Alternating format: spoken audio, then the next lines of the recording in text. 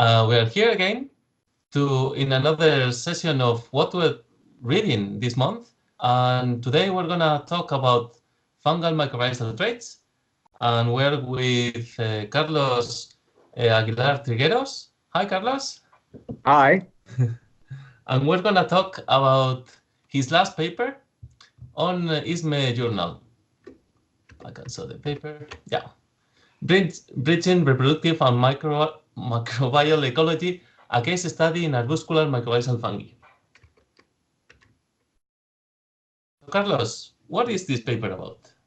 What is this paper about? Well, the paper is about giving ecological meaning to spore size in general, and we use arbuscular mycorrhizal fungi as the focus of the paper. So it's about very specifically giving ecological meaning to spore size variation in this group of fungi.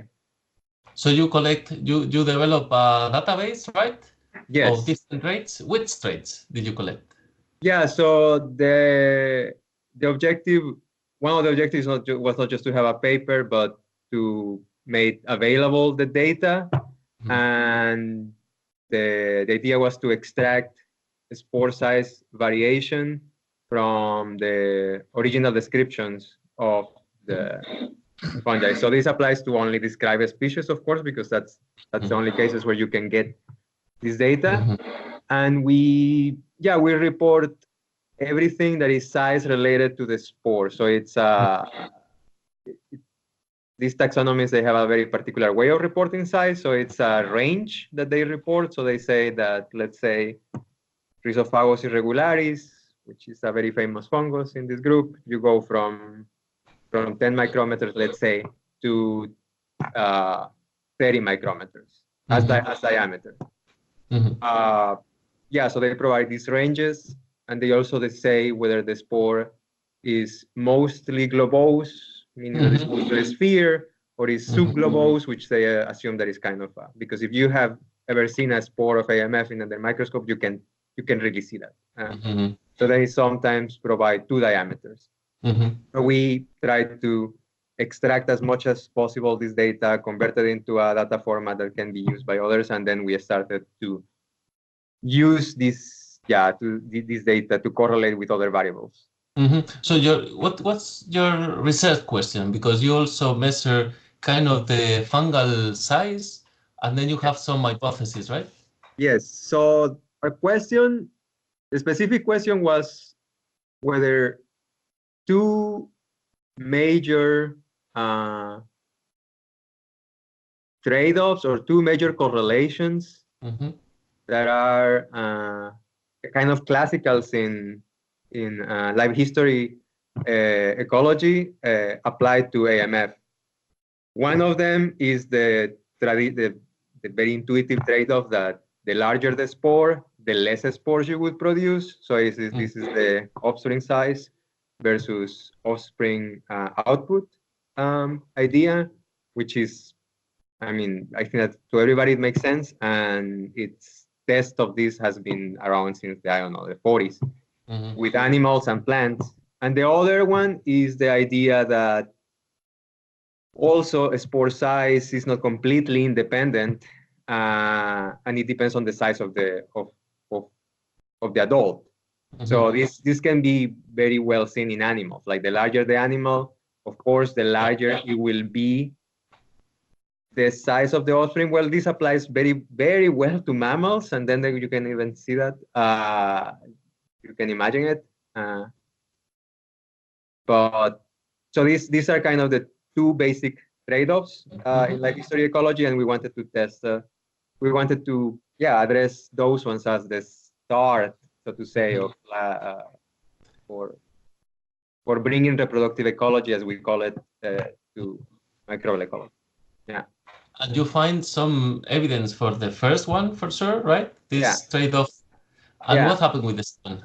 So, we find some evidence. Now, the problem, first, we find some evidence. The trade-off is closer to inverse proportionality, meaning that if it's a strict inverse proportionality, it's exactly that. Like that the fungus has the same amount of resources for reproduction, and it just decides to allocate into different packages, either producing too many spores, a lot of spores, or just producing few spores of a very large size. But in the end, the amount is the same. It's closer to that, but it was significantly deviation from this inverse proportionality, meaning that it seems like with this data that the larger spore species, they also invest more resources in producing this kind of spores. Mm-hmm. And then we argue based on the few literature on this topic why this would make sense. Mm-hmm. That being said, and this goes also for the limitations of the paper and why we say that this would be a fruitful research in the future, is that this is based on this strict trade-off. It's only we tested only with 14 plants, 14 fungal species, because there is not so much data about it. So it's very reduced. Mm-hmm. So that has, and it was in an experimental setting. So you have to take into the consideration that that's why we try to be careful when the wording saying this is a potential paradox here. Why is this being maintained? Yeah. But it seems, according to this analysis, that you have the trade-off applies, but it seems that larger spore species also put extra resources in spore production compared to small spore ones. And regarding the other one with the body size, we found that there was no relationship. That being said, again, that kind of makes, putting common sense to this, I was personally not expecting to see it at the beginning, but because if you think about it, this is a mycelium that is growing, so would you really expect to see that the larger mycelium would produce also a higher, larger spores? So we didn't find support for that. We also tried to use total mycelial biomass as our measures of body size, which includes basically we sum the biomass inside the root and the biomass outside the root in this experiment, and this is our measure of body size. Which good. Yeah. And now just quickly, what would be the take-home message of the paper? You have to select just one. Yeah. Well, the take-home message is that there is potentially a paradox, and that there is large spore, that there is a trade-off happening between the spore size and the spore output. But when you compare the phylogeny, how the spore size is distributed by the phylogeny, there is huge variation. So somehow there is a reason for this variation to be maintained despite this potential fitness constraint. Yeah. Perfect. Thank you very much. Yeah. So if anyone wants to know more, just read the paper. Thank you.